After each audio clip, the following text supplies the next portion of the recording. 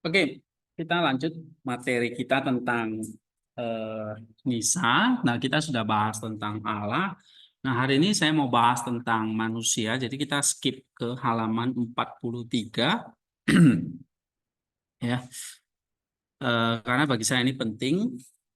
Eh, kita skip ke ini dulu, nanti baru eh, minggu-minggu berikutnya kita bahas tentang Allah Tritunggal, kemudian tentang masalah spiritual ya sampai akhir zaman. Nah, hari ini kita mau bahas tentang manusia sebagai puncak dari penciptaan dunia. Oke. Nah, ini bisa jadi salah satu topik gitu. Ya, waktu kamu baca ini, misalnya ya, baca buku ini, eh, kalian lihat ada banyak topik-topik di sini menarik. Ya, misalnya salah satunya eh, ini kalau kalau tentang Allah, ini ada banyak hal ya. Misalnya perjalanan spiritual tentang jiwa dan gambar Allah, tentang ekstase atau tentang pernikahan jiwa dan macam-macam. Kemudian ada misteri teologi, di sini bahas tentang eh, ini salah satu topiknya nih ya, saya kebagian hidup ilahi. Atau kamu bahas tentang penciptaan, misalnya ini tentang manusia, ya. Atau sebelumnya ini tentang Allah Tritunggal ya, misteri teologi salah satunya adalah salah satu topik menarik di sini tentang Allah Tritunggal. Nah, ini bisa jadi bahan paper juga ya. Atau kamu bahas tentang eh, ini, misalnya hari ini kita mau masuk di ada penciptaan alam semesta, kemudian dunia malaikat ya, makhluk yang tidak bertubuh ini. Kemudian tentang manusia. Nah, manusia ini banyak sekali yang dibahas oleh Nisa. Kita mau masuk hari ini ke sini ya. Misalnya manusia sebagai puncak dari penciptaan dunia, ada gambar Allah dalam diri manusia, kemudian ada kebebasan kehendak ya atau kehendak bebas, kemudian tentang status ontologis dalam gambar diri manusia. Nah, nanti setelah itu kita mau bahas tentang perjalanan hidup manusia sampai tentang eh, kematian ya atau akhir zaman atau apokastasis ya, doktrin yang rada kontroversial dari Nisa.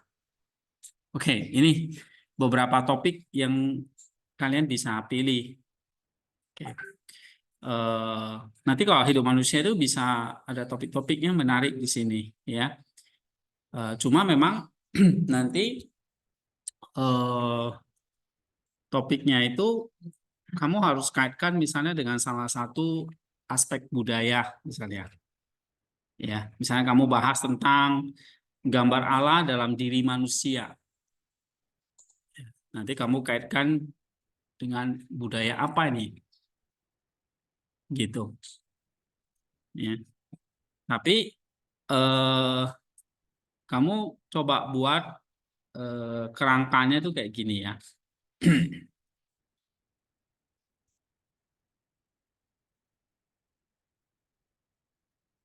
Nah, ini contoh, saya belum kasih yang contoh Maximus kemarin ya. Misalnya pemikiran Maximus, kalau kalian kan Nisa ya, dihubungkan dengan satu budaya namanya Gomatere.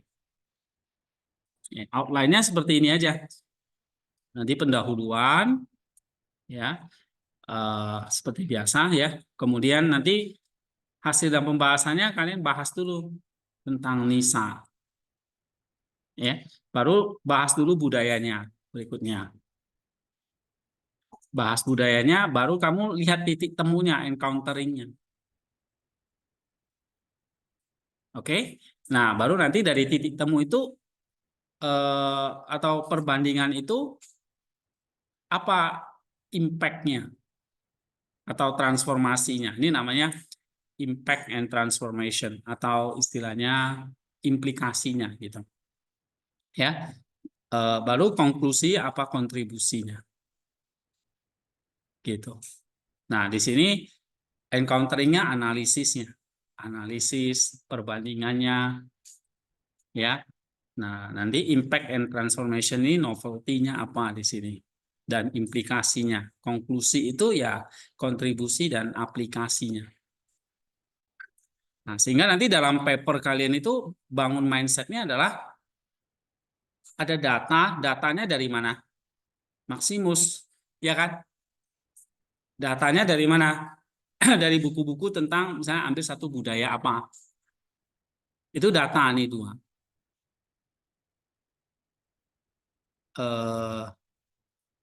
Nih. Jadi poin 2 dan 3 ini bicara data aja. Kamu kutip aja. Ya. Misalnya dari Nisa, kamu mau bahas tentang manusia adalah gambar Allah. Dicipta menurut gambar Allah. Nah, ini kan data ini. Ya, gitu. Nah, kamu uraikan pemikiran Nisa tentang manusia sebagai gambar Allah misalnya. Oke? Nah, baru kamu lihat ada budaya apa ini yang bahas tentang manusia. Misalnya budaya di Nias atau budaya di Jawa atau budaya di mana aja, terserah. Ya, yang bahas tentang tentu yang bersinggungan ya. Kalau kamu bahas manusia, cari yang bahas tentang manusia. Kalau kamu bahas tentang Allah, tentang alam, cari budaya yang berkaitan dengan itu. Nah, ini namanya data dua-duanya. Kamu kasih data-data, ya. Nanti kalau bahas tentang budaya, kamu singgung konteks geografisnya nih, budaya di mana, historicalnya ya. Cari buku-bukunya dari di Google, di LibGen dan sebagainya, di Google Scholar, ya. Nah, lalu kamu uraikan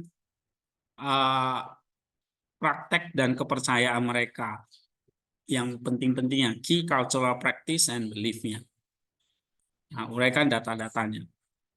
Oke, nah masuk baru poin yang keempat, baru kamu apa? Lihat komparatif analisisnya, ya, atau encountering-nya, dialognya.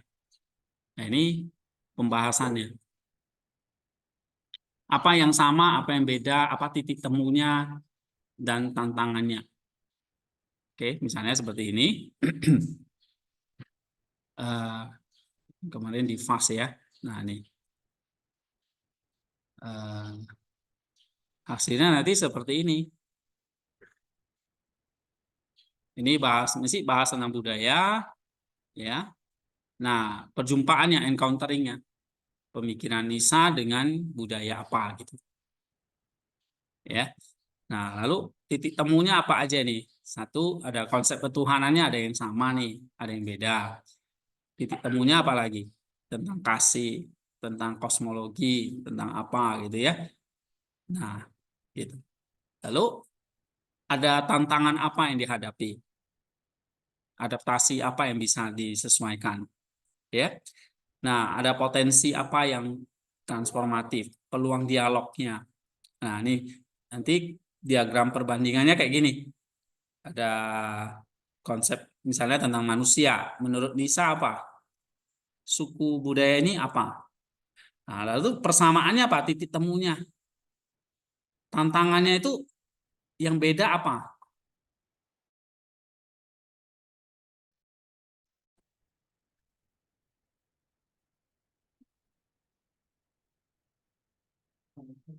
Hah?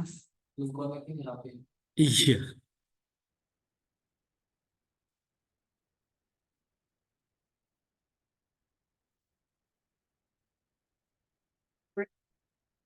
Oke. Eh, tadi sampai mana? Nah, kamu lihat tantangan potensial itu berarti ada perbedaan ya yang menjadi tantangan. Nah, nanti saya kasih ini contoh papernya, kalian baca-baca dulu. Oh, cara bikinnya itu seperti ini, ya. Nah, cara cara Bapak ngutipnya, kemudian cara menjelasinnya. Nah, menjelasinnya semua kayak gini nih. Kembali lagi ingat 4 warna ini. Ya, dihafal topik, evidence, analisis, kontribusi. Topik, evidence, analisis, konklusi. Oke? Ya, harus bisa. Nah, dilatih mulai semester ini. Nah, bukan semester ini ya, semester lalu bahkan ya. Oke, ya ralat. Jadi nggak usah takut lagi gitu. Ya. Nah, ada topik ini berarti pikiranmu. Kalau evidence itu berasal dari mana? Kutipan, misalnya dari Nisa, dari buku-buku lain gitu. Ya, analisis dari kamu. Itu seringkali kemarin saya bilang itu komentar ya, ya kan? Nah, nanti saya analisis ini nanti dibagi lagi, kita latihan hari ini. Kamu baca Nisa sebagai evidence-nya, kamu kutip dalam bentuk ringkasan. Ya, evidence-nya nih ringkasannya. Nisa misalnya. Nah, analisisnya itu bukan hanya analisis saja, tapi atau komentar aja, tapi novelty. Tapi bukan hanya novelty, kamu harus bisa sampai implikasi. Lalu aplikasi. Gitu. Jadi ada berapa? Analisis, novelty, implikasi, aplikasi. Coba satu.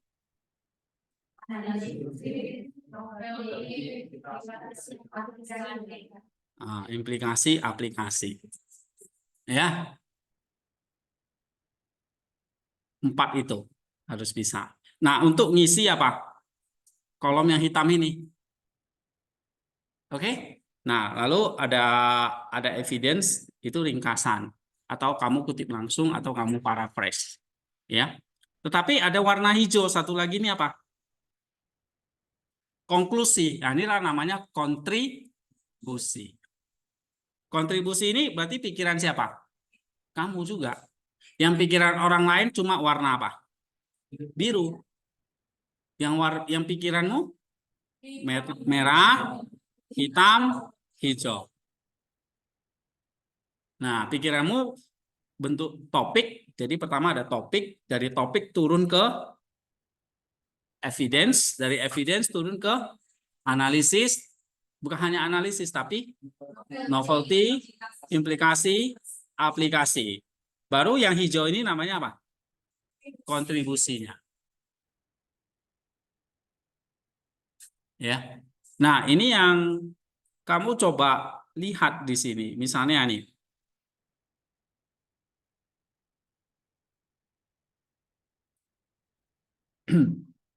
Nih, ada paragraf ini. Ini namanya topik. Maximus, kosmologi Maximus didasarkan pada teori tentang logoi. Logo itu adalah prinsip dan finalitas suatu makhluk. Oke? Nih. Ini adalah topik. Lalu evidence-nya ini, saya kutip, Maximus mengatakan semua karakteristik makhluk, baik yang khusus maupun yang umum bagi satu spesies atau jenis berasal dari logoi, bla bla bla bla sampai di sini. Ini namanya apa? Kutipan dari Maximus. Lalu di sini apa? Analisisnya. Oke? Atau saya tambahkan lagi. Ini kutipannya. Lalu kutipan ini menjelaskan tentang bla bla bla bla bla. Ini apa? Analisis. Nah, jadi kamu ngutip ini, kamu jelasin, oh, tentang kosmologi bahwa penciptaan bukan kehendak Allah yang bebas, penciptaan merupakan kehendak Allah yang bebas, benevolence lebih tepat, logos dan logoi dapat dibandingkan dengan pusat lingkaran. Oke? Nah, kamu bisa tambahkan lagi evidence yang warna biru lagi, boleh. Ya. Ini. Nah, misalnya contohnya kata Maximus. Nah, Kan saya udah kutip atas Maximus kan? Terus saya kasih penjelasan. Habis itu saya kasih Maximus lagi. Yang saya ambil dari apa? Nasib punya buku. Ya, tahun 2012 punya. Nah, begitu loh. Jadi intinya dalam paragraf itu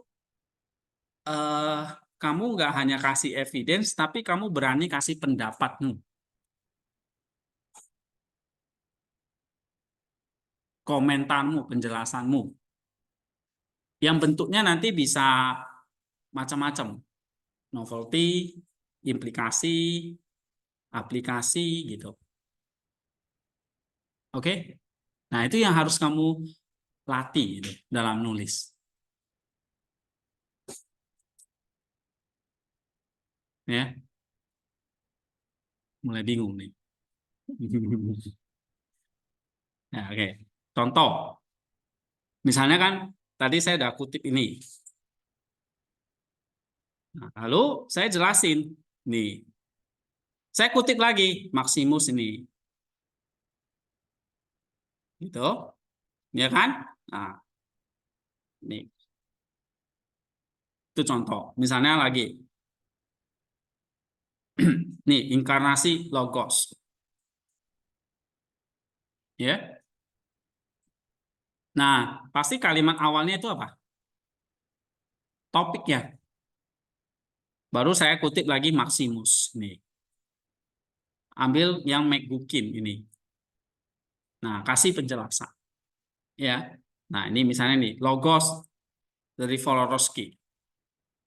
Oke, dari Maximus. Ini semua kutip ini. Ini kutip. Yang ada tanda buka kurung ini kutip. Ya. Tapi setelah kamu kutip, kamu apa? Jelasin. Ini kalimat penjelasannya. Kutip lagi dari Lars Thunberg. Bla bla bla bla. Atau kutip lagi dari Bafrin ini. Ya kan? Kutip. Tapi habis itu penjelasan. Udah gitu aja mainnya terus. Caranya. Ya. Jadi kamu kutip lagi Florovsky. Misalnya Maximo menyatakan ini, kamu kasih penjelasan. Ini dari Corp. Oke. Nah, setelah kamu kutip, kamu kasih penjelasan.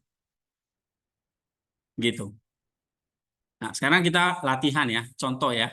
Tapi yang ini udah paham belum? Udah ya. Nah, nanti bisa bentuknya kayak topik seperti ini atau evidence atau analisis. Kayak gini. Oke, topik pikiranmu sendiri, evidence dari kutipan, analisis. Nah, ini yang sulit. Ya, analisis itu kamu harus bisa sampai tahap kontribusi. Berarti tadi ada berapa? Ada 5 ya. Ada analisis, novelty, kontribusi. Gitu. Oke, sekarang kita coba baca yang Nisa ini. Coba di sini ada pertanyaan nggak? Nih, tadi mana nih ya? Nih, manusia sebagai puncak dari penciptaan dunia. Berarti ini data. Kita berangkat dari data. Data itu diambil dari buku. Cari dulu datanya, bukunya. Oh ini mau bahas tentang manusia misalnya. Ya udah baca. Kalau kamu nggak baca, nggak bisa. Ya. Nah, tetapi kamu bisa bedain nggak data terus kamu ringkas. Setelah kamu ringkas, kamu kasih di structure pikiranmu. Nah, tadi saya bentuknya apa? Analisis. Analisis itu kayak kamu bedah. Contoh misalnya HP ini. Kalau saya suruh analisis berarti apa? Kamu bedah, oh HP ini terdiri dari layar, ada baterainya, ada casnya, ada chipsetnya, ya kan? Nah, kamu bedah gitu.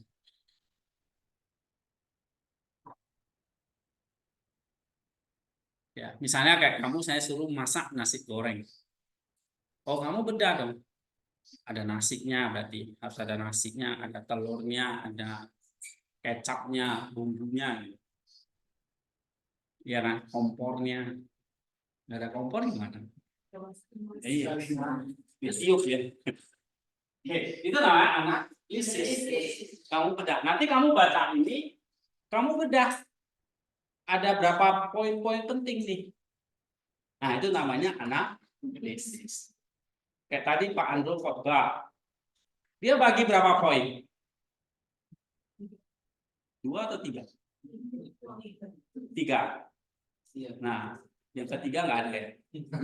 Udah habis waktu. 2 poin tadi dia jelasin. 1, 2. Nah, karena dia melakukan analisis di ayat itu. Jadi 2 poin. Kok bisa muncul 2 poin, Pak? 3 poin, 4 poin. Itu karena apa? Kamu melakukan analisis. Oke? Nah, dari poin yang kamu dapat, kamu lanjut lagi tahap berikutnya apa namanya? Hah? Dari ringkasan, novel analisis, kamu cari novelty. Apa yang baru? Dari penjelasan poin-poin tadi, dapat apa yang baru?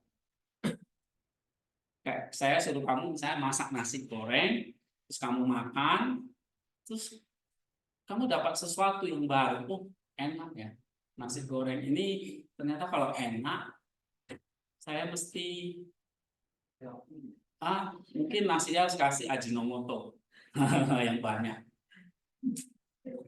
Ya kan, kalau kalian kasih garam yang banyak. Oh, Pak, garamnya harus secukupnya. Ya, ternyata kalau nasi goreng enak itu apinya nggak boleh terlalu besar. Nah, itu namanya apa? Novelty. Selalu ada yang baru. Ya. Habis itu kamu implikasi. Implikasi itu tahu nggak maksudnya? Implikasi itu kayak gini. Waktu kamu tadi makan nasi goreng, kamu makan, waduh, keasinan, nggak enak nih, atau hambar nih, atau enak banget gitu. Terus kamu bilang, wah, nasi gorengnya enak banget. Nah, itu namanya implikasi. Ya, tadi kalau novelty, nasi goreng yang enak itu ternyata nasinya mesti begini, atau bumbunya mesti ditambahin, bukan, misalnya jahe, misalnya ada nasi goreng pakai jahe, misalnya gitu. Atau kamu harus kasih kecap, cap bango. Nah, kecap cap Sofia itu nggak enak gitu. Oke, nah itu namanya novelty. Ya, oke. Nah, setelah implikasi, terus kamu makan, oh enak banget, itu namanya implikasi. Oke, lalu aplikasi. Aplikasi itu maksudnya apa? Aplikasi itu, kita nggak ada yang beres ini. Aplikasi itu artinya gini. Kayak tadi contoh kasus nasi goreng ini. Kamu makan enak kan? Oh, lalu nanti aplikasinya adalah kamu mau misalnya masak lagi, atau kamu beli lagi, atau kamu rekomendasi ke orang, ini loh enak. Itu namanya apa? Aplikasi. Ya. Lalu ada namanya terakhir kontribusi. Kontribusi itu sumbangsi. Kasus nasi goreng itu berarti kamu apa? Kenyang.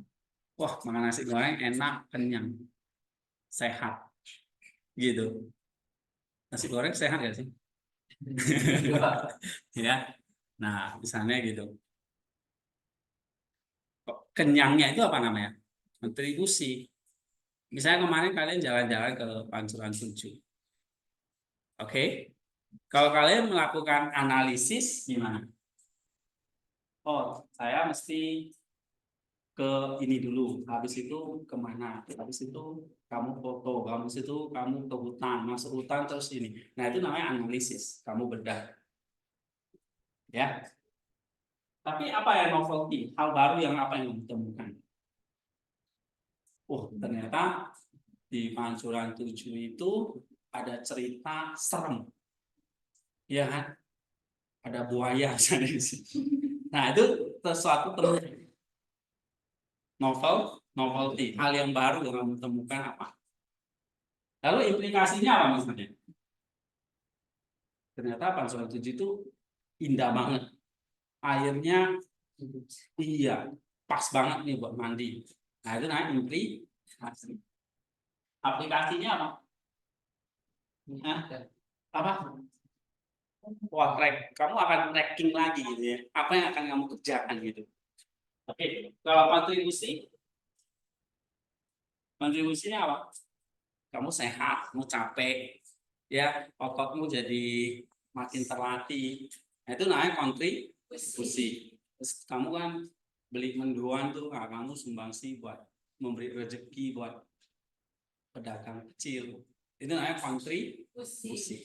Oke, bisa bedain? Bisa. Nah, sekarang kita dari sini ya. Nanti sama waktu kamu buat paper nih, ya, kamu cari data dulu. Oke, ini kan udah temu topik. Nah, minggu depan topiknya itu kamu mesti catat data dan ringkas. Oke, ya. Ini topik. Nah, terus kamu bagi jadi subtopik.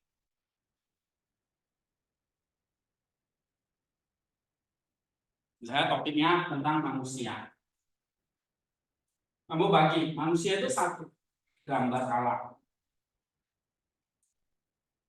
Yang kedua rupa alam misalnya.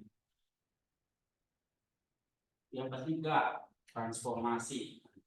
Nah, contoh aja ini ya. Oke. Dari subtopik tentang gambar alam ini, nah kamu buat paragraf ini. Cari ringkasannya, data, lalu buat dari ringkasan data itu kamu bikin satu paragraf gini.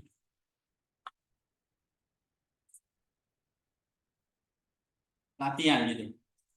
Untuk kerjakan poin satunya dulu. Ya.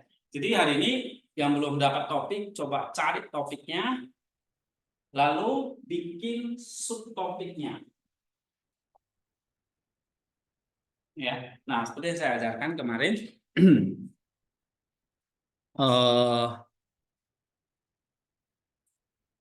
subtopik itu atau topik itu kamu ini kayak gini ya.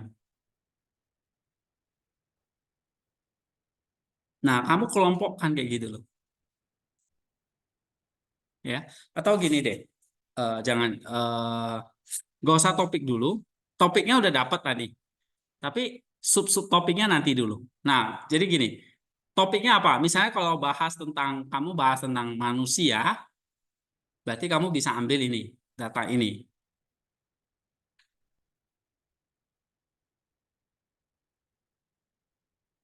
Oke? Nah, lalu kamu coba kutip ini dulu, misalnya. Ambil satu data atau dua data seperti ini, kumpulin dulu yang saya sebut apa? Ini. Kamu kumpulin dulu, cari data dulu. Ya, ini transkripsi namanya. Jadi mengubah data menjadi teks tertulis. Nah, kan kalian nggak perlu wawancara. Nisa udah mati, soalnya kan. Jadi kamu baca aja bukunya. Udah ada teks tertulisnya gitu. Nggak perlu wawancara dia gitu. Ya. Nah, kamu kumpulin dulu datanya ini. Terus kamu kasih kode. Ya, kamu kasih aja nomor 1, 2, 3 gitu. Nah, misalnya data pertama dulu nih. Kalian perlu latih. Data pertama, kumpulin, misalnya nih. Misalnya kamu ambil,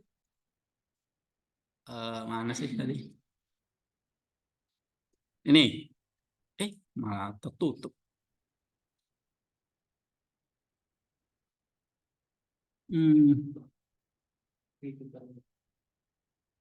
Nih ya. Nah, nih, misalnya datanya ini. Kamu copy aja di sini.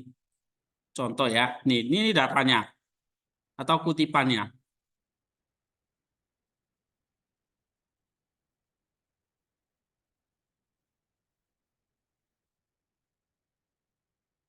Nih. Oke. Nah, ini misalnya ini yang sudah kamu ringkas nih. Kan ini panjang ya. Misalnya kamu mau ambil ini. Misalnya ini ya nanti. Ini kamu mau ambil ini. Anggaplah ini udah diringkas lah. Nah, ini ringkasannya ini. Oke. Kamu kutip kayak gini. Ini misalnya kamu kasih kode 1. Nih, kutipan 1. Nanti yang kedua, ya, kamu kutip lagi. Apa lagi? Oh, ini.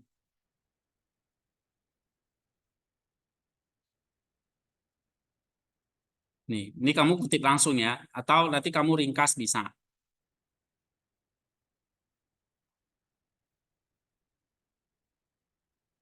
Tentang manusia.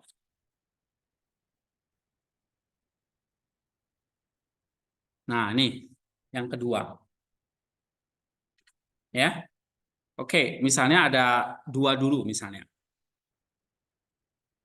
Nanti ini kan seterusnya nih, bisa sampai berapa ya? 10, 20 gitu. Kamu cari sebanyak mungkin. Ya. Kalau cuma 2 nggak bisa jadi paper nanti. Kutipannya mesti banyak. Oke, ya. Tapi tahap pemula seperti ini kalian latihan. Mungkin coba misalnya cari sekitar 20 atau 30 cukup yang dari Nisa. Ya. Kalau 1 ya bye-bye. Harus misalnya 15 atau 20 lah. Oke. Nah, katakan paling banyak 30 lah atau 20 kalian dapat. Katakanlah 20 atau 15. Ini namanya eh, kamu membuat transkripsi nih, cari data dan kamu memberi kode. Kodenya pakai angka aja 1, 2, 3 gitu. Yang simple aja. Oke, berikutnya misalnya kamu sudah temukan ini 20, baru berikutnya apa? Kamu pengelompokan. Mengelompokkan kode-kode yang memiliki kesamaan atau hubungan. Ini kesamaannya. Kamu kelompokkan. Oke. Nah, setelah kamu kelompokkan, kamu baru kasih topik. Topik subtopiknya maksudnya. Topik besarnya kan tadi udah manusia kan. Tapi subtopiknya apa? Misalnya nih. Topik besarnya manusia, subnya oh ternyata gambar alam. Misalnya ini kutipan nomor 1 sampai 10. Gambar alam itu bukan hanya manusia itu bukan hanya gambar alam, ternyata juga rupa alat, misalnya kutipan 11 sampai 20. Tapi manusia itu juga partisipasi. Nah, berpartisipasi. Oke, partisipasi dalam kehidupan ilahi secara kekal. Oh, misalnya kutipan 21 sampai 30. Nah, topik-topik ini muncul setelah ada ini. Jangan terbalik, jangan kamu karang-karang baru cari.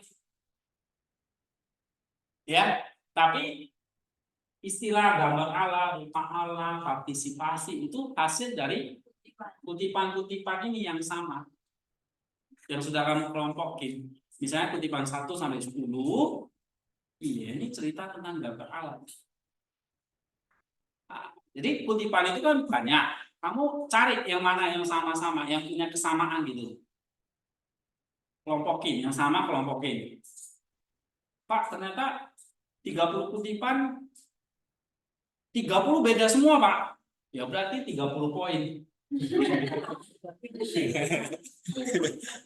Enggak juga.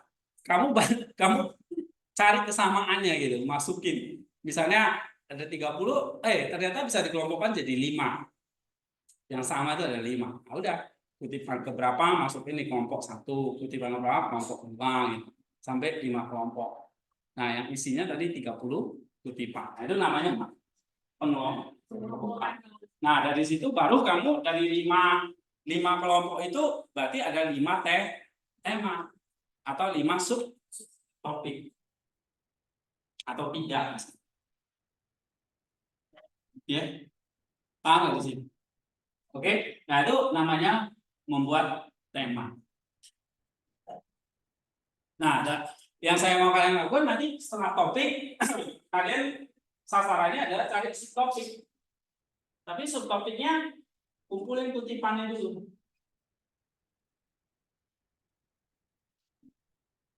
Kutipannya Pak, ambil di mana? Kamu ambil di buku ini. Ini kalau misalnya tentang manusia aja kok udah banyak banget nih. Ini terus ini manusia. Nah, ya. Atau mungkin supaya kalian udah temuin topik atau belum nih? Topiknya apa? Banyak macam-macam.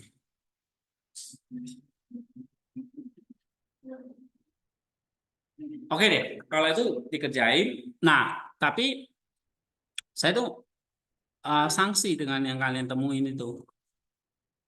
Nggak tahu topiknya apa kalian. Kutipannya ada nggak? Topiknya ada, tapi datanya nggak ada, ya sama aja bohong. Ya, oke, supaya bisa jalan, coba tentang manusia, karena ini Nisa banyak banget bahas tentang manusia, dan itu lebih gampang tulisan dia, ketimbang kamu bahas tentang alat, tentang yang lain. Ya, kayak kemarin agak sulit kan, tentang ekstase, tentang apa itu agak sulit ya. Oke, nah itu nggak usah lah, karena jangan yang sulit-sulit dulu untuk mulai. Nanti kalian nggak selesai-selesai, ataupun selesai asal-asalan gitu.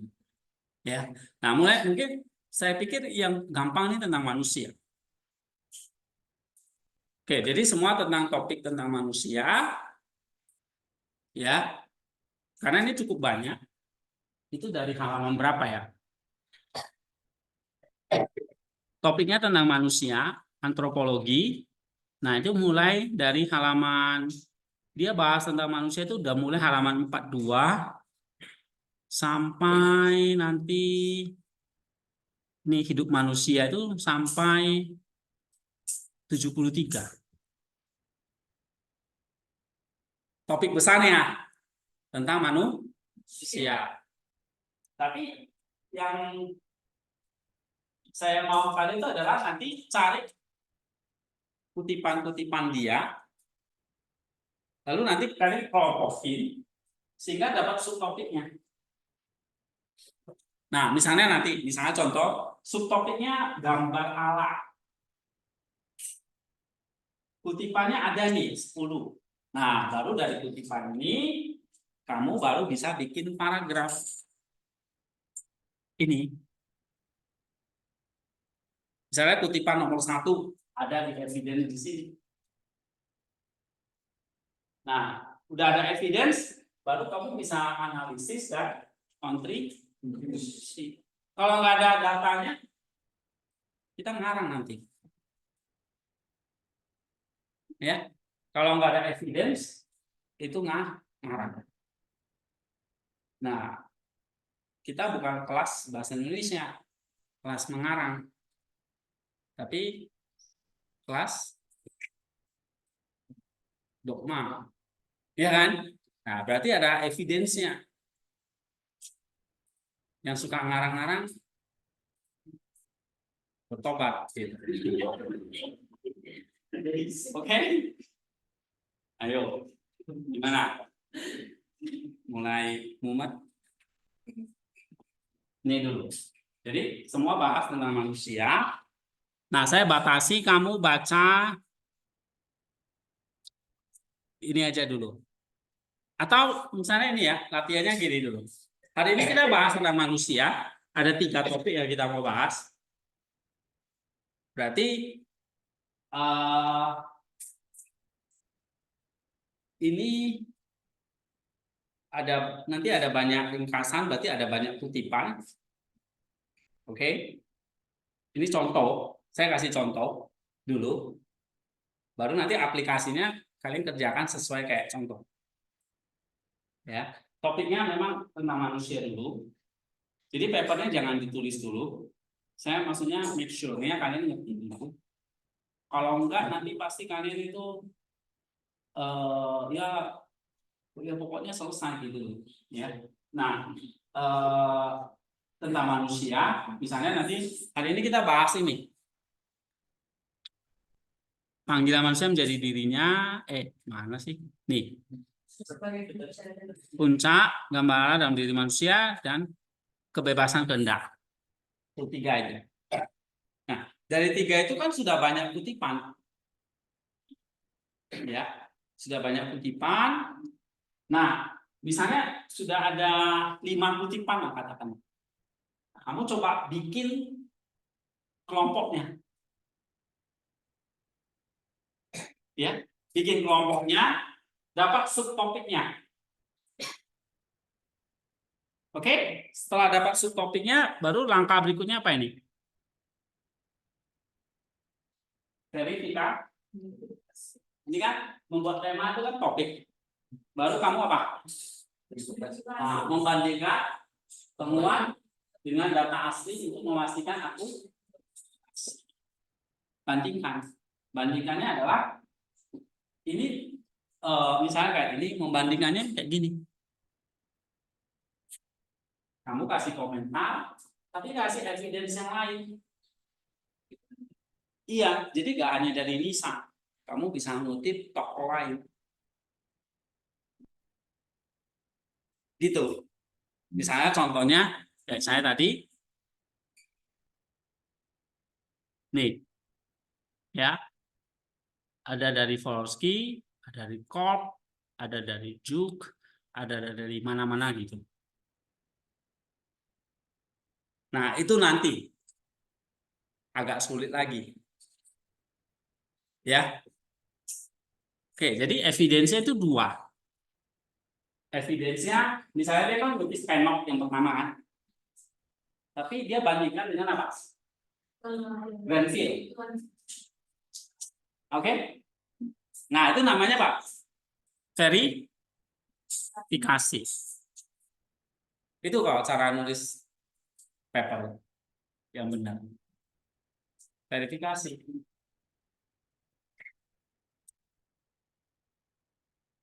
Jadi verifikasi itu masuk mana? Evidence. Data,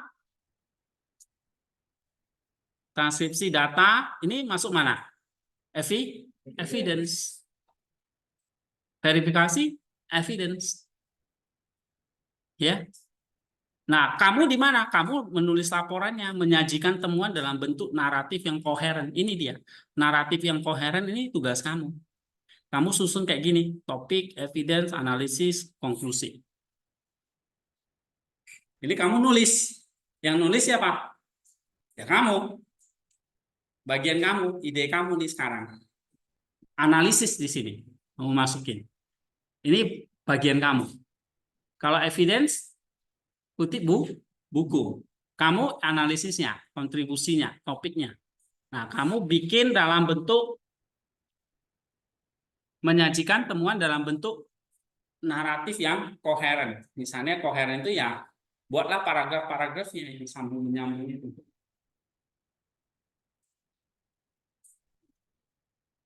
Gitu. Nah, itu namanya kamu menganalisis data kualitatif. Contoh kayak gini. Nah, ini ada paragraf 1, ya kan? Terus paragraf berikutnya, paragraf berikutnya, paragraf berikutnya, paragraf berikutnya. Misalnya ini topiknya ini. Nih, topiknya nih. Subtopiknya nih. Partisipasi manusia dalam teosis. Ini subtopik, ya kan? Nah, lalu ada berapa paragraf? 1, 2, 3, 4, 5, 6, 7, 8, 9, 10, 11, 12, 13. 13 paragraf. Kamu susun. Itu namanya koheren. Tapi di dalam paragraf itu, misalnya kamu lihat ini. Nah, ada kutipan-kutipan kan? Nah, misalnya dari Juge, dari Volorovsky. Itu namanya kamu verifikasi. Oke? Tapi kutipan-kutipan ini kamu sudah kelompokin di bagian subtopik partisipasi yang ini. Gitu. Ya, nah, oke. Jadi kita mulai, misalnya kita mulai satu contoh dulu supaya nggak bingung. Kita baca dulu misalnya semua topiknya tentang manusia dulu. Ya, nanti dari sini kita baca ini tiga ini dulu ya, 3 data dulu, 3 subchapter dari Nisa ini supaya kalian dapat datanya dulu. Data itu maksudnya apa? Kutipan-kutipannya gitu loh. Nah, sekaligus nanti saya ajarin gimana cara analisis novelty ini dan ini tanpa kontribusinya. Ini kamu pakai waktu kamu nanti apa? Waktu bikin paragraf. Tapi kamu belum bisa bikin paragraf, kamu kalau belum dapat apa yang mau kamu tulis gitu. Ngerti kan? Nah, kalau kayak gini misalnya. Ini paragraf dulu atau subtopik dulu? Subtopiknya dulu. Subtopiknya apa? Parti. Nah, baru dalamnya syarat paragraf. Dalam paragraf itu ada apa? Itu tadi topik, analisis, evidence, kontribusi. Nah, misalnya ini. Paham? Oke, ya. Nah, berarti kita belajar cari apa dulu? Data. Lalu nanti kelompokin supaya dapat subtopiknya. Oke, coba baca ini. Nih. Manusia sebagai puncak dari penciptaan dunia. Hujan ya. Coba baca Ika.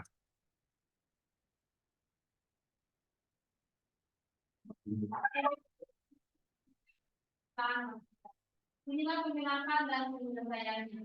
Manusia bukan hanya bagian dari dunia, tetapi karenanya juga dibawa ke dalam dunia yang terakhir. Ia adalah penguasa dan pengaturnya. Allah memerintahkan dan menghiasi dunia sebagai istana kerajaan dari manusia, dan manusia dimasukkan ke dalam kesempurnaan ini. Bukan untuk memperoleh apa yang tidak ada di dunia, tetapi untuk menikmati apa yang ada. Sebagian sebagai pengamat dan sebagian lagi sebagai penguasa. Oke, coba baca, perhatikan baik-baik ya. Nanti kita lihat bagaimana kamu kalau data seperti ini kamu bisa mengutip dengan cara ringkas.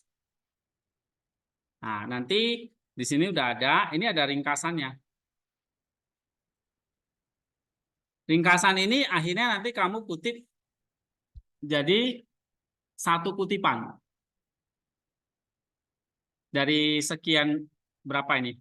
1, 2 paragraf ini. Ya kan? 1, 2, 3, 4 lah ya. 1, 2, 3, 4. Ini 4 paragraf. Kamu kutipnya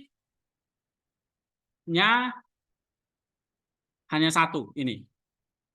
Ini yang kamu kutip nanti. Tapi baru satu data. Baru satu kutipan. Tadi kan saya bilang harus berapa? 30.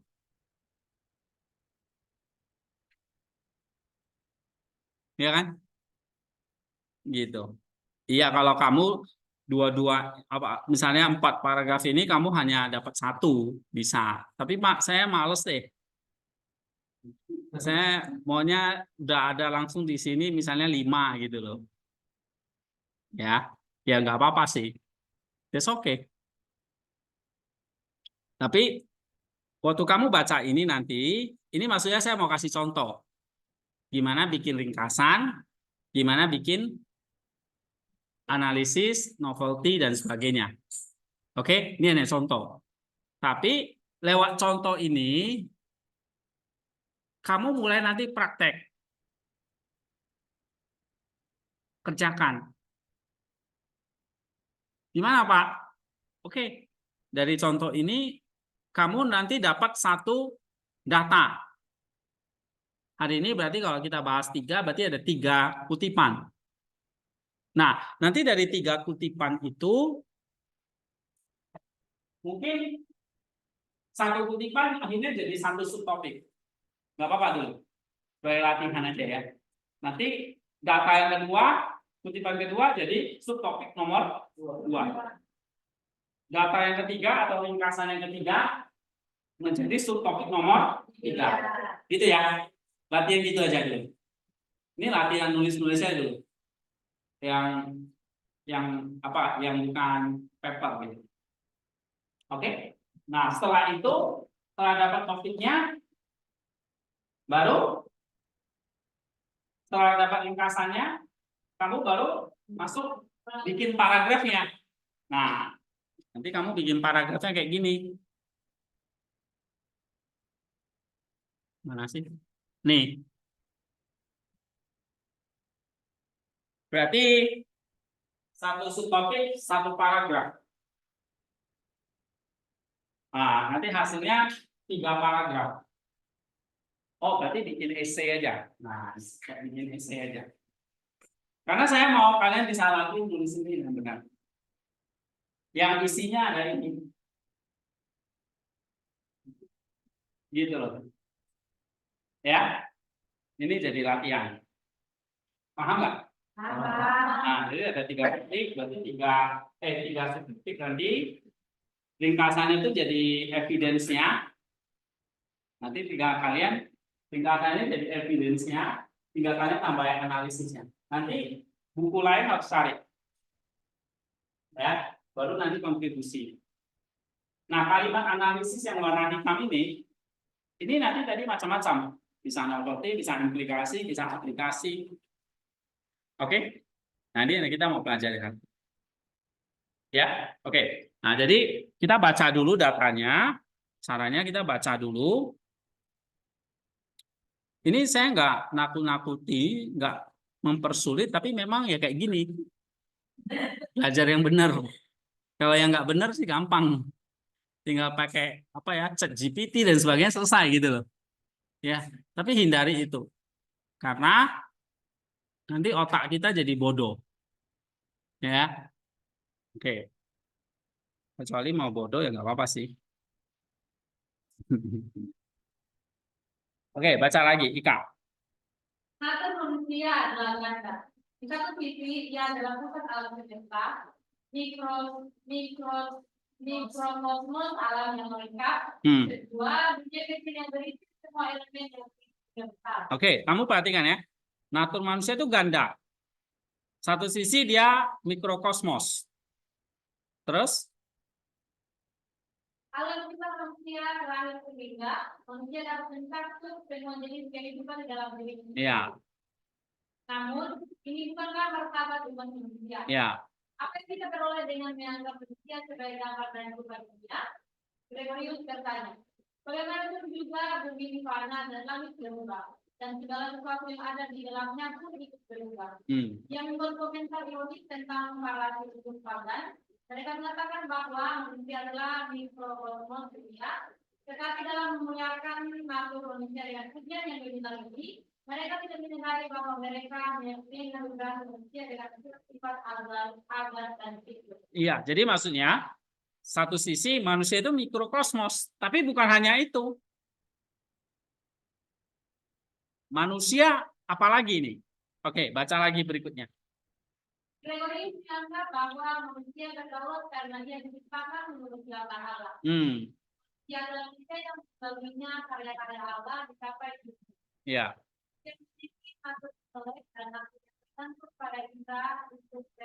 Ya. Dalam mencari kebenaran manusia dari hidup tanah, Gregorius menulis bahwa nafas Allah memberikan kehidupan kepada diri, sehingga bumi dapat naik kepada keilahian dan bersatu dengannya. Ya, terus Diberikan kepada seluruh ciptaan sehingga substansi duniawi ini bercampur dengan nafsu keilahian. Melalui manusia, semua elemen bumi berpartisipasi dalam kehidupan rohani dan dalam manusia dengan seluruhnya. Karena alasan ini, manusia tidak berasal dari satu firman atau perintah ilahi, tetapi Allah menciptakannya dengan sungguh-sungguh dan dengan penuh perhatian. Iya, terus Allah menciptakan manusia melalui kasihnya kepada manusia dan supaya manusia dapat menjadi peserta dalam pencarian. Nah, yaitu dia. Natur manusia itu bukan hanya dari alam aja, tapi ternyata untuk bisa menjadi apa? Ada unsur ilahinya. Ya. Bisa berpartisipasi dalam kebahagiaan ilahi. Nah, itu dia. Terus inilah sebabnya mengapa Allah menciptakan manusia menurut gambar dan rupanya, supaya manusia menjadi serupa dengan keilahian yang kekal. Nah, itu dia. Terus segala sesuatu mengenal apa yang serupa dengannya, dan agar kita dapat menjadi peserta dalam keilahian, harus ada sesuatu dalam kodrat kita yang memiliki kesamaan dengan kodrat Allah. Terus Dengan demikian, Allah telah memberi manusia kemungkinan untuk menikmati kebahagiaan yang tak terlukiskan dan tak terbatas. Gregorius melihat signifikansi terbesar dari keberadaan manusia dalam konsepnya tentang manusia sebagai gambar Allah. Ini yang membedakan manusia dari ciptaan duniawi lainnya. Nah, kamu baca ini kan? Berarti kamu sedang membaca data. Data ini kamu pakai ini untuk menulis sebuah paragraf. Sasarannya adalah kamu bisa nulis paragraf ini nanti dengan satu topik di sini. Oke? Nah, gimana caranya, Pak? Pertama, ini data ini ya, saya ajarin kalian ringkas. Berarti ada berapa paragraf ini? 1, 2, 3, 4. Nah, ini kamu ringkas semuanya. Jadi satu paragraf di sana. Jadi satu ringkasan aja. Oke. Nah, nanti satu ringkasan ini menjadi satu evidence di sini. Habis itu kamu tambahin analisis dan kontribusi. Oke? Gitu ya. Coba, sekarang kita lihat analisisnya. Ringkasannya ini dia. Ringkasan itu apa sih, Pak? Ringkasan itu kamu tarik hal-hal yang itu intinya. Itu namanya secara umum. Nah, misalnya tadi itu Pak Paragraf inti-intinya apa tadi? Ini jangan lihat dulu. Inti-intinya apa?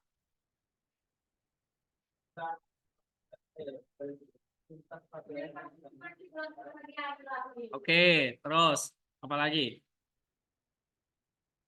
Dari tadi yang dibaca Ika itu apa inti-intinya?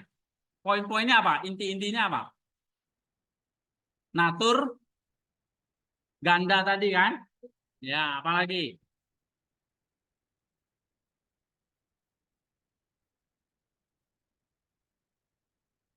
Ini kayaknya harus pakai mic nih ya. Habis suaranya. Berisik kan? Apalagi yang intinya?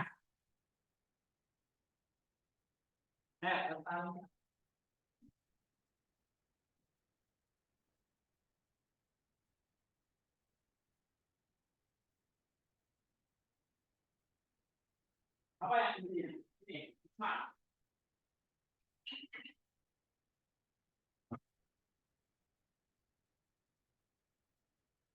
Ya, memang.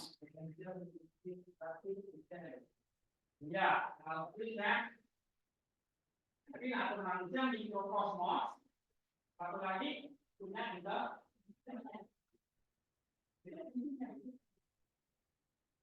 Mungkin kamu baca sekali tidak tentu ya. Coba baca lagi. Enggak sampai bacaan. Sampai 5 kali baru 10 kali saya jamin. Apalagi 1 kali. Ya, saya kali baca ini dari bintang gitu. Bintang guru SD kali tulis. Kalau guru SD kalian itu langsung ya gitu. Ya. Nah, ini seorang bapak gereja besar. Jadi, ya memang saya kasih kalian ini bukan makanan kayak susu lagi. Tapi apa? Makanan keras nih. Ya. Asal giginya jangan copot. Oke, apalagi intinya? Nih. Halawa, Olivia. Kamu waru ya? Hah? Ya. Halawa, ya.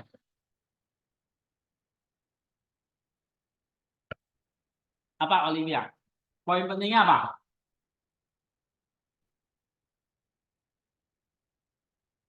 Ini saya ajarin kalian cara ringkas. Supaya kamu dapat evidence gitu loh.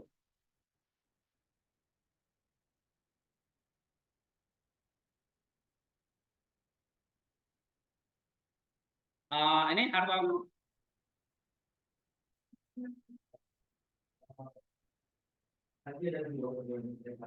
ya apa? Ini mungkin adalah mikrokosmos. Oke, jadi gimana? Dan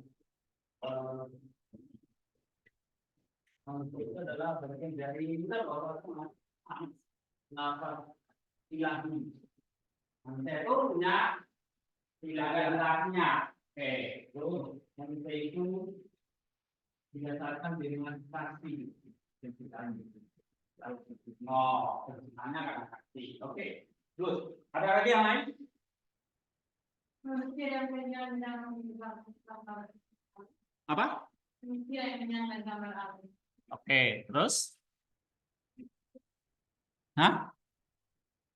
Itu aja. Oke lah. Enggak, yang kamu baca tuh tadi loh. Poin-poin pentingnya apa? Manusia menjadi serupa dengan keinginan yang tahu. Oke, terus? Allah telah memberi manusia sebagai gambar Allah.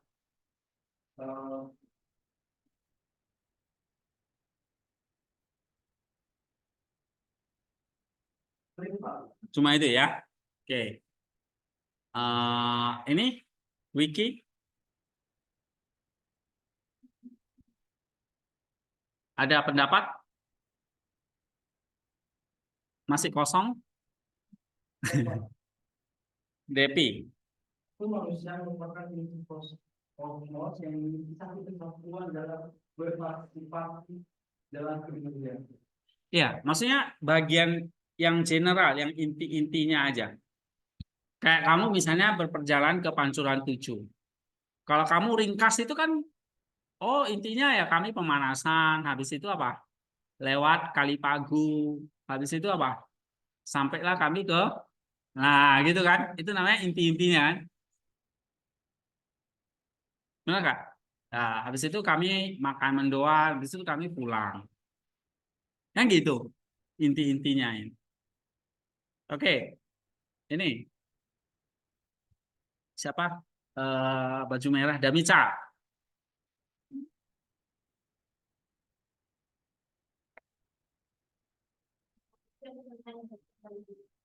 Manusia bukan hanya dari dunia, oke. Terus, tapi apa lagi?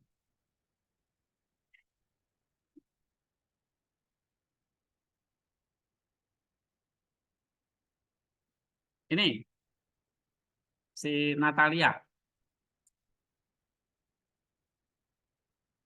ada, ya. Kita memiliki kesamaan dengan beberapa Allah. Apa? Kita yang memiliki kesamaan dengan kodrat Allah. Oke. Nah, eh, kalau diringkas itu kan ambil yang inti-intinya. Misalnya di sini dia bisa bahas apa? Pencipta manusia itu puncak dari penciptaan dunia. Kan ini tadi. Ya. Ini ya. Di satu sisi, natur manusia adalah ganda, satu sisi adalah pusat alam semesta, ya. Di sini dikatakan inilah penggenapan dan penyelesaiannya, ini maksudnya puncaknya dari segala ciptaan. Oke. Lalu manusia bukan hanya bagian dari dunia, tapi dia apa? Penguasa dan pengaturnya. Diciptakan menurut gambar Allah. Nah, ini yang penting di sini, dikatakan di sini tadi. Mana? Nah, di sini. Jadi dia bukan hanya pengamat aja bagian dari dunia. Dia apa? Penguasa dan pengaturnya. Ini yang penting. Tapi sisi lain, natur manusia itu ganda. Nah, ini bagian yang penting lagi. Natur manusia ganda. Sebagai apa? Mikrokosmos, tapi juga sebagai gambar Allah. Nah, itu. Paham nggak? Jadi kita ini, manusia ini, adalah puncak dari ciptaan. Ya, kita bukan hanya bagian dari dunia, kita penguasa dan pengatur. Kita punya natur ganda, yaitu sebagai mikrokosmos dunia dan gambar Allah. Keunikan manusia terletak pada kemampuannya untuk berpartisipasi dalam kehidupan rohani dan menikmati kebahagiaan ilah. Nah, itu natur gandanya di situ. Kamu mikrokosmos, iya bagian dari dunia, tapi sisi ilahinya juga ada. Kamu bisa berpartisipasi dalam kehidupan rohani karena kamu gambar Allah. Nah, ini kamu meringkas ini. Yang tadi 4 paragraf di atas ini, ya, kamu ringkas jadi seperti ini. Nah, ini namanya kutipan. Kamu copy di sini.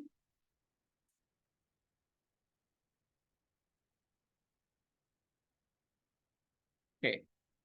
Nih.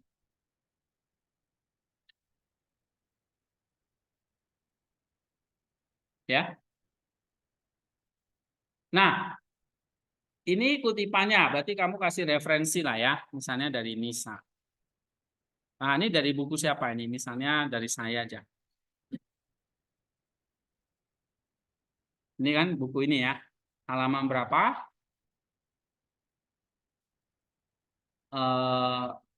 Halaman berapa sih ini?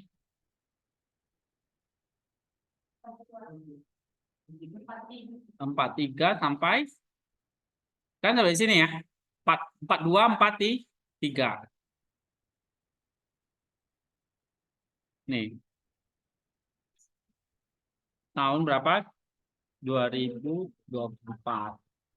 Halaman sebetulnya nggak perlu sih ya kalau di apa, tapi tambahin nggak apa-apa ini. Nah, ini kutipannya, ini namanya evidence. Dapat nggak evidence-nya sekarang? Dapat. Nih. Tapi masih baru warna biru, belum warna-warna yang lain nih. Ya. Nah, dari sini kamu coba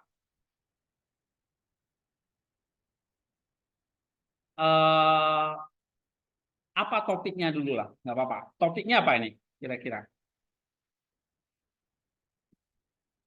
Ini warna apa? Biru ya.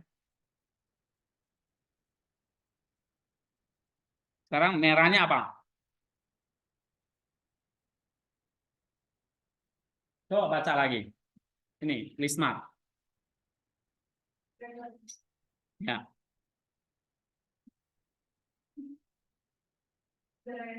Saint Gregorius.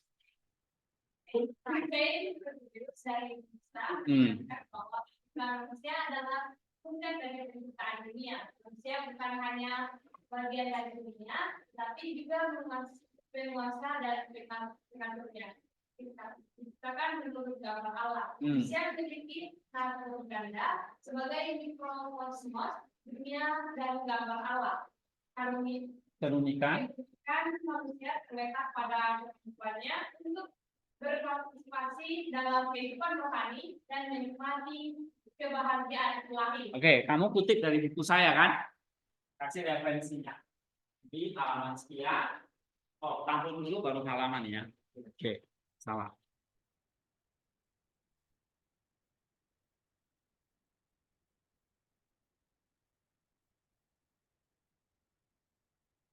Oke, nah gitu. Dapat satu evidence. Sampai di sini ngerti nggak? Ini dapat dari mana, Helmi?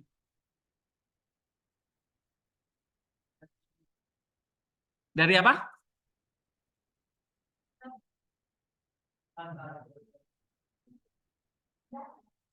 Dari buku yang kamu ringkas, halaman 42 sampai 43 yang kamu ringkas. Ayo, dari mana, Safat? Halaman ini, dari buku ini ya. Nih, bukan. Nih. Ya. Gitu. Ringkasnya gimana, Pak? Ya, tadi. Gabungin poin-poin yang penting tadi. Bisa nggak? Ya. Nah, ini latihan lagi. Cara ringkasnya ini harus latihan gitu. Oke, ini tadi sudah dibaca. Berarti anggaplah kamu sudah dapat yang namanya ini, kutipan dan kode. Kamu kasih kode 1. Nah, sekarang kelompokkan. Atau langsung aja ya, buat temanya. Karena kelompokkan kan tadi cari data yang sama. Sekarang buat tema, topiknya dulu apa? Misalnya kamu akan tulis topik apa di sini?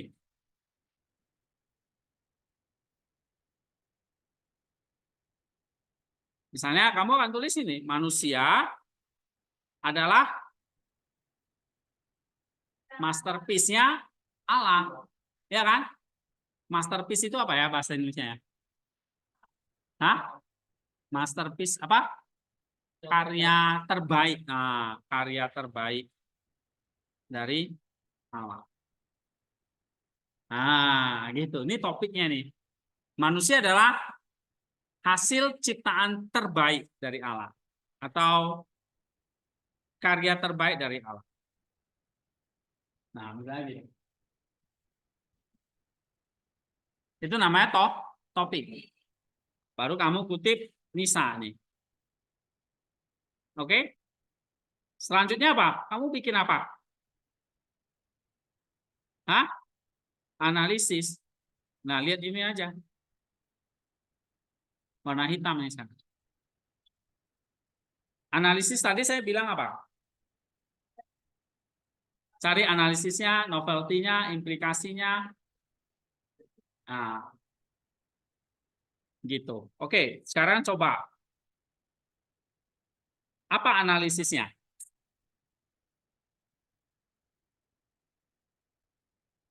Tadi kalau ringkasannya kan, manusia bukan hanya bagian dari dunia, tapi penguasa, pengatur, dicipta menurut gambar Allah, punya natur ganda, mikrokosmos, dan gambar Allah. Keunikannya adalah manusia bisa berpartisipasi dalam kehidupan rohani dan hidup bersama dengan Allah. Menikmati kebahagiaan ilahi. Nah, itu dia. Oke, setelah kamu kutip ini, kamu akan kasih kalimat apa ini? Kalimat analisismu apa?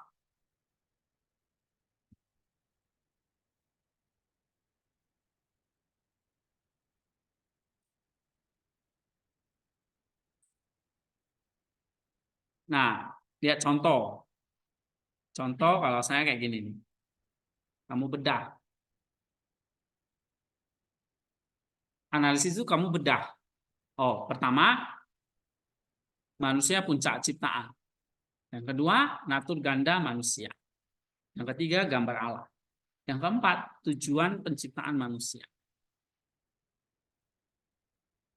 Ini empat yang kamu bedah, 4 poin ini ya berdasarkan ringkasan ini tadi.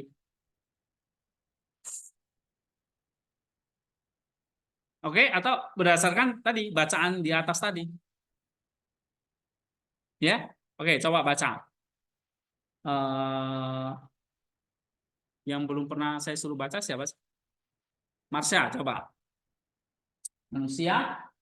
Manusia sebagai pusat ciptaan, Gregorius menempatkan manusia sebagai sisi sentral dalam penciptaan, pesanannya sebagai komunikasi tetapi juga sebagai penguasa dan pengatur dunia. Nah, itu satu kan? Manusia sebagai puncak, berarti dia sebagai penguasa dan pengatur dunia. Posisinya sentral. Oke? Ini satu. Nah, berarti kamu bisa masukkan di sini. Bisa nggak?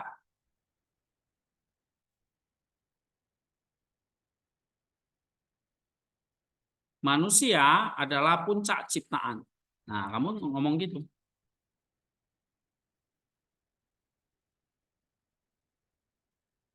Gregorius menempatkan manusia pada posisi sentral dalam penciptaan.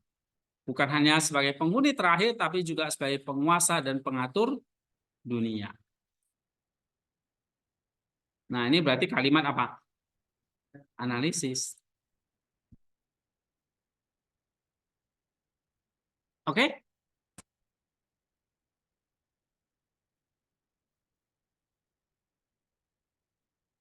Nah, apa lagi? Ada lagi nggak? Nah, ini natur ganda nih sekarang.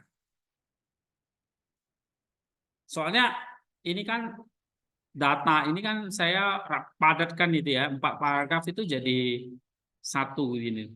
Sehingga memang nanti poinnya jadi banyak gitu sebetulnya. Nah, maka analisisnya poinnya jadi banyak, ada 4 ini.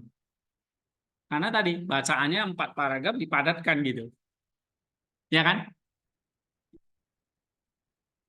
Nah, ini coba kamu masukkan kayak gini. Nah, ini namanya kalimat analisis. Terus analisis berikutnya apa ini? Natur ganda manusia. Coba baca ini. Sonia.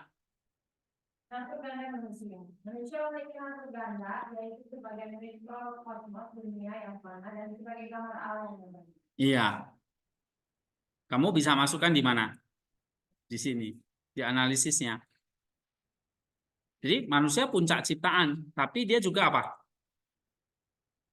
Manusia juga memiliki natur ganda. Ya kan? Sebagai mikrokosmos dunia yang fana dan sebagai gambar Allah yang abadi. Kamu jelasin gitu. Ini namanya kamu memberi penjelasan dengan apa yang kamu kutip. Menjelaskan kenapa manusia itu puncak ciptaan terbaik dari Allah.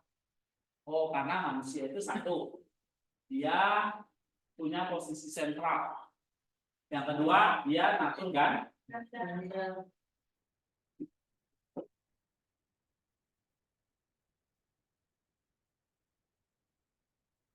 Oke? Nah, terus ada lagi nggak? Coba baca, Fitri.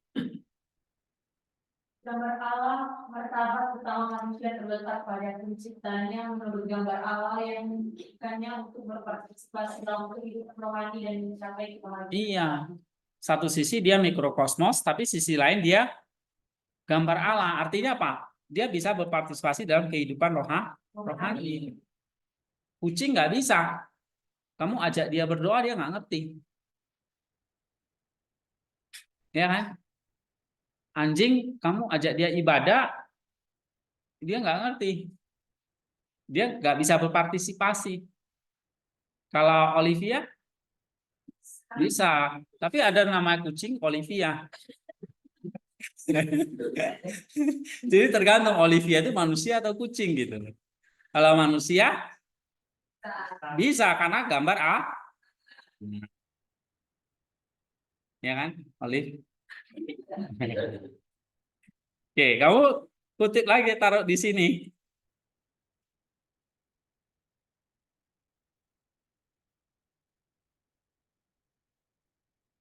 Oke. Martabat utama manusia terletak pada penciptaannya menurut gambar Allah yang memungkinkannya untuk berpartisipasi dalam kehidupan rohani dan mencapai kebahagiaan ilahi. Nah, ini namanya kalimat analisis. Terus, ini happy, baca. Tujuan penciptaan manusia. Allah menciptakan manusia karena kasihnya dan agar manusia dapat berbagi dalam kebahagiaan. Iya. Jadi manusia diciptakan karena kasih tadi. Siapa yang bilang tadi? Yuhu tadi kan? Dan agar manusia dapat berbagi dalam. Nah, kamu kutip ini. Kamu masukkan ini kalimat analisis kamu. Dapat banyak kan? Gitu. Nah, berikutnya setelah analisis, kamu coba cari, ini tambahan aja. Ini sebelum dapat novelty, kamu cari ada gap gitu loh, ya. Nanti kalau dalam artikel biasanya ada namanya state of the art dan gap analysis.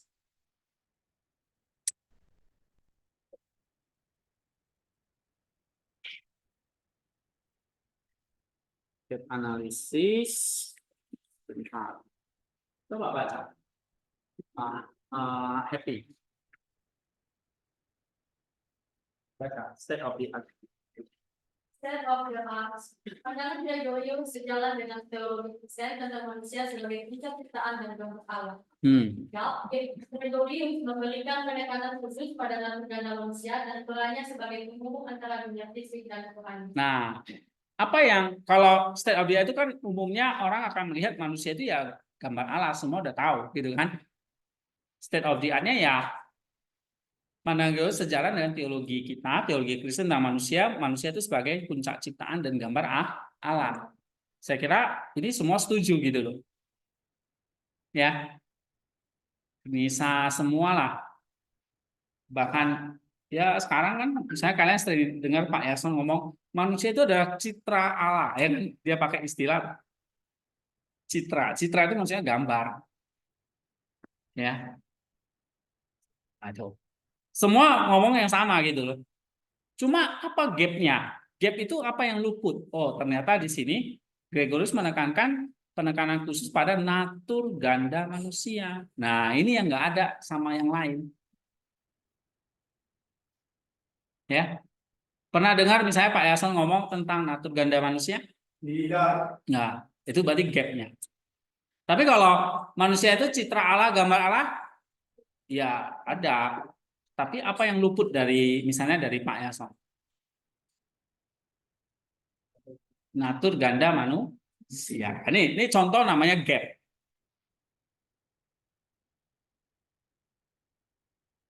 Ya. Yang nggak diomongin orang gitu loh. Kamu temukan di dalam Nisa. Natur gandanya apa? Tadi mikrokosmos dan gambar Allah. Nah, maka novelty-nya kebaruannya jadi gini. Coba baca Danica. Manusia sebagai mikrokosmos dan gambar Allah. Nah, ini dia. Kebaruannya jadinya di situ, natur ganda tadi. Mikrokosmos dan gambar Allah. Terus Gregorius menyoroti kedua aspek natur manusia ini, menekankan bahwa martabat manusia terletak pada penciptaannya menurut gambar Allah. Nah, ini dia novelty yang pertama. Natur ganda. Yang kedua, partisipasi dalam kehidupan rohani. Gregorius menekankan bahwa manusia diciptakan untuk berpartisipasi dalam kehidupan rohani dan mencapai kebahagiaan ilahi. Itu dia.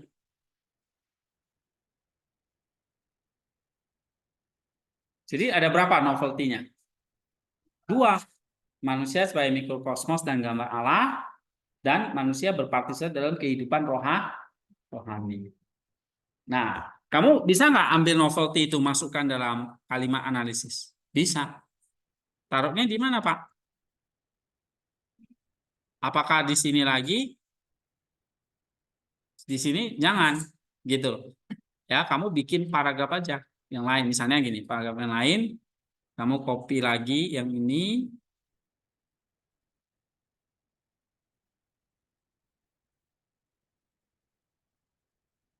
Eh,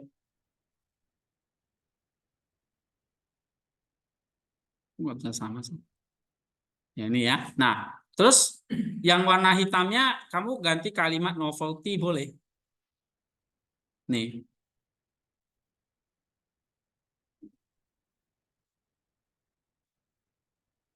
paham nggak maksud saya?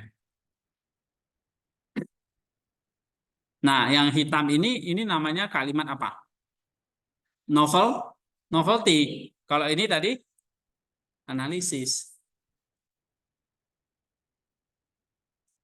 Oke?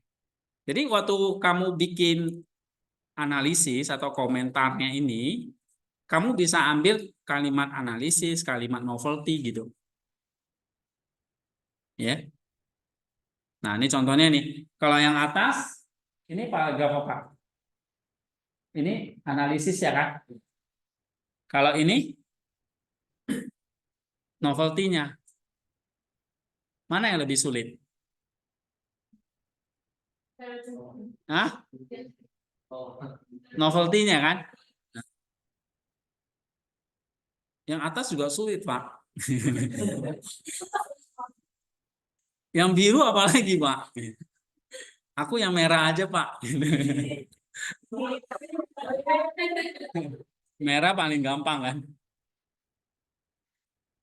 Oke, berarti eh, ini kita udah sampai kalimat analisis novelty. Nah, ini kamu kalau kayak gini udah bisa jadi satu paragraf ini. Ya. Oke, tadi selain novelty apa lagi? Implikasi. Implikasi itu apa? Dampaknya buat kamu. Kalau kamu manusia itu natur ganda dan bisa berpartisipasi dalam kehidupan ilahi, apa dampaknya buat kamu? Ya. Oke, coba baca Lestari ini. Implikasi. Implikasi. Martabat manusia. Manusia memiliki martabat yang unik karena diciptakan menurut gambar Allah. Nah, itu satu. Oh, ternyata aku uniknya. Punya martabat yang unik. Nah, itu satu. Implikasi. Yang kedua, Tanggung jawab manusia sebagai penguasa dan pengatur dunia, manusia memiliki tanggung jawab untuk merawat ciptaan. nah itu dia. Berarti aku sebagai pengatur, aku punya tanggung jawab nih, merawat ciptaan. Nah, itu implikasi. Yang ketiga, Tujuan hidup manusia. Tujuan utama manusia adalah mencapai mencapai keserupaan dengan Allah dan berpartisipasi dengan kebahagiaan ilahi. keserupaan dengan Allah dan berpartisipasi dalam kebahagiaan ilahi.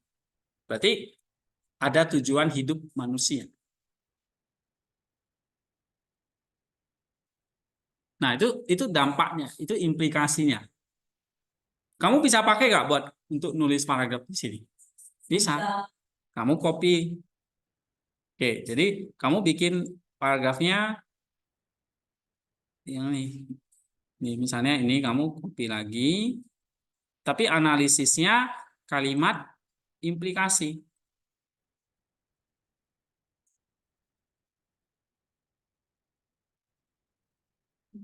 Oke. Nah, kalimatnya kalimat implikasi.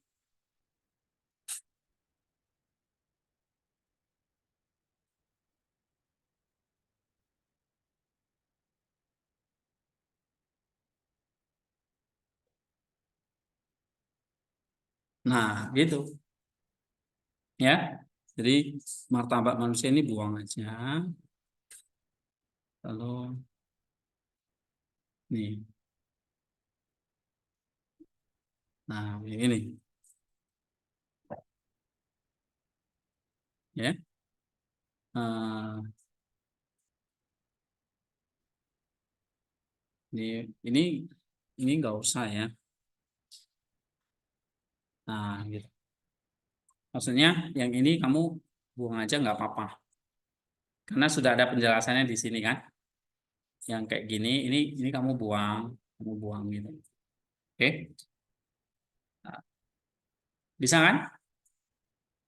Jadi kalimat analisisnya kamu pakai kalimat apa ini?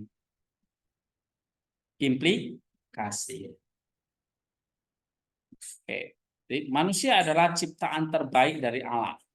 Coba baca, misalnya Chris Natalia. Ini baca ini. Selain Gregory sudah bisa menunjukkan bahwa penciptaan manusia adalah kunci dari penciptaan dunia. Manusia bukan bagian dari dunia, tetapi juga penguasa dan pemakinnya. Diciptakan menurut gambar Allah. Manusia memiliki natur ganda sebagai mikrokosmos dunia dan gambar Allah. Keunikan manusia terletak pada kemampuannya untuk berpartisipasi dalam kehidupan rohani dan menikmati kebahagiaan. Oke, terus? Manusia memiliki masalah yang unik karena diciptakan menurut gambar Allah. Sebagai penguasa dan pengatur dunia, manusia memiliki tanggung jawab untuk merawat ciptaan. Tujuan utama manusia adalah mencari keserupaan dengan Allah dan berpartisipasi dalam kebahagiaan. Nah, itu. Nah, tinggal kurang apa ini nanti? Evidensi yang lain nanti. Kalau tadi dalam artikel itu kamu perlu pembahasan diskusi dengan apa? Iya, tulisan yang lain. Ini namanya verifikasi. Perlu membandingkan. Atau nanti kalau ada artikel jurnal itu namanya pembahasan dengan buku lain, artikel lain gitu. Tambahkan lagi ini evidensinya yang lain. Misalnya setelah warna hitam ini, kamu tambahkan dari buku lain yang biru. Ya. Nah, tapi untuk sementara gak usah dulu. Sampai di sini paham nggak? Oke. Yang belum apa ini? Coba kita lanjut ke setelah implikasi, aplikasi. Aplikasi itu misalnya nih, kalau implikasinya manusia itu dicipta unik menurut gambar Allah, berarti aplikasinya apa? Iya, menghormati martabat manusia. Kita memperlakukan semua orang dengan hormat dan menghargai nilai setiap individu. Nah, itu aplikasinya dari implikasi ini. Ya, jadi implikasi dan aplikasi kamu boleh gabung jadi satu itu nggak apa-apa. Oke, berikutnya merawat ciptaan. Kenapa? Karena tanggung jawab manusia itu kan pengatur dunia, merawat ciptaan. Maka aplikasinya apa? Ya merawat. Kita bertanggung jawab dalam mengelola sumber daya alam dan menjaga keseimbangan lingkungan. Nah, kalau implikasinya ada tujuan hidup manusia itu mencapai keserupaan dengan Allah, maka aplikasinya apa? Iya, mengejar pertumbuhan rohani. Kita berusaha bertumbuh dalam hubungan kita dengan Allah dan mengembangkan karakter yang mencerminkan gambar. Itu namanya aplikasi. Nah, jadi kamu bisa ambil kalimat ini, masukkan di sininya. Oke? Nah, lanjutkan. Setelah implikasi, kamu masukkan di sini.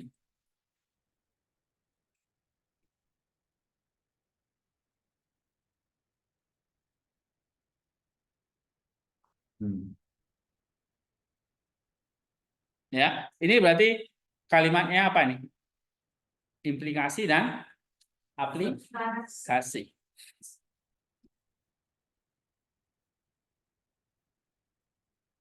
Nah, sekarang tinggal yang hijau. Hijau itu apa? Kontribusinya atau konklusinya. Kontribusinya apa dong kira-kira? Manusia itu unik, gambar Allah, punya atur ganda. Ya, dia bisa berpartisipasi dalam kehidupan ilahi. Ya kan? Nah, berarti dari situ kontribusinya apa? Coba kira-kira apa?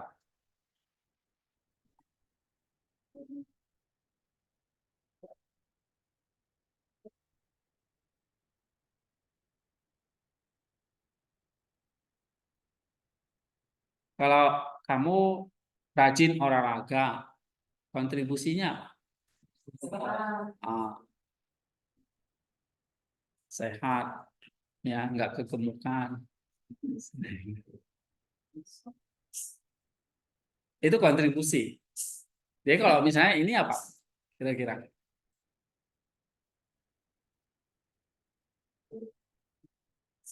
Oke, ada? Bisa jawab?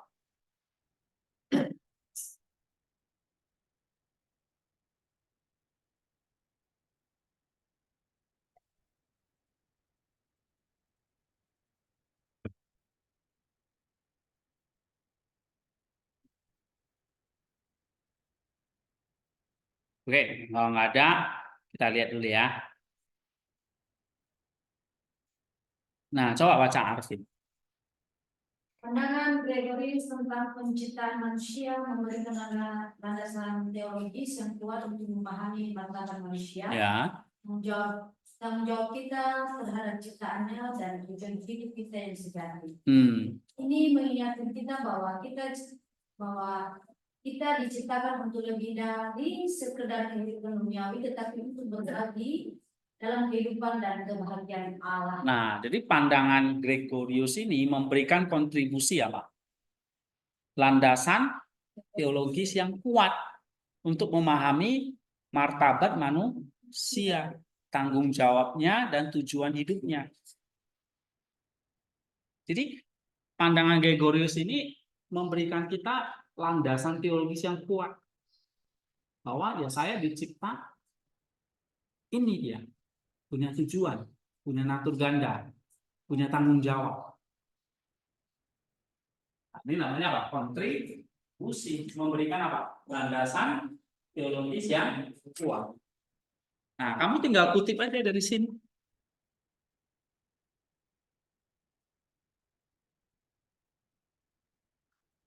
Kamu kasihkan di sini, misalnya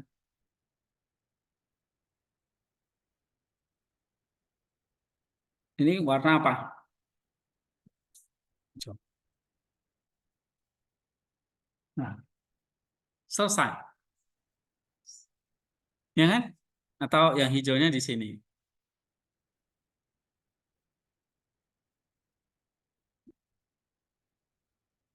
Atau yang di sini.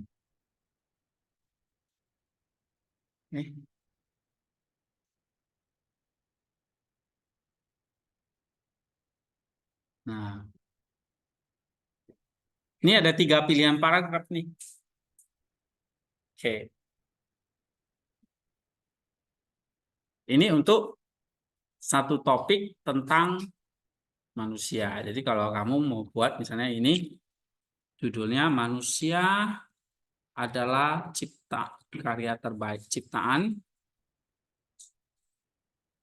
terbaik dari Allah. Nah, ini judulnya misalnya nanti topiknya. Lalu ya atau ini subtopik pertama poin 1. Lalu nanti ada paragraf seperti ini. Nih. Ya. Nah, nanti kamu tulis lagi paragraf berikutnya.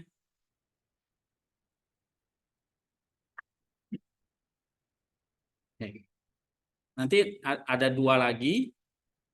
Ada 2 paragraf nanti yang akan kita mau pelajari. Ya.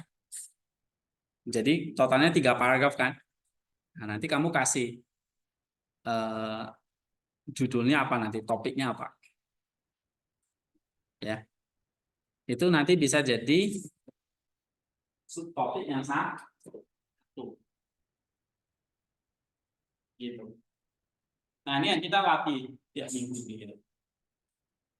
Ya. Belajar lisan, tapi belajar nulis. Oke, kita break dulu. Banyak yang saya lihat ini.